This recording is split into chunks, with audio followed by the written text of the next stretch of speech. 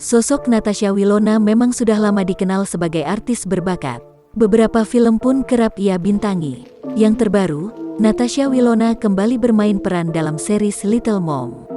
Series ini pun langsung menjadi perhatian masyarakat dan trending di YouTube. Pada series ini Natasha Wilona berperan sebagai Naura, seorang gadis berusia 16 tahun yang cantik, berprestasi, serta menjadi kebanggaan orang tua, yang bercita-cita ingin menjadi seorang dokter kandungan.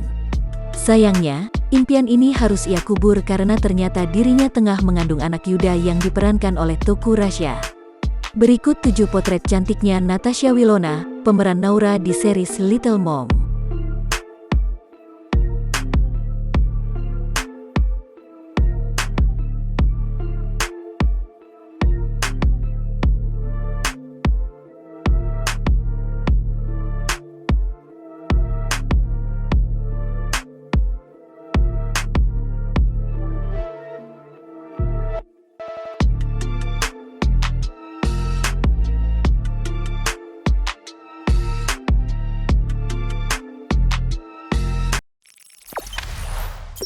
Jangan lupa subscribe, share, komen, dan like ya.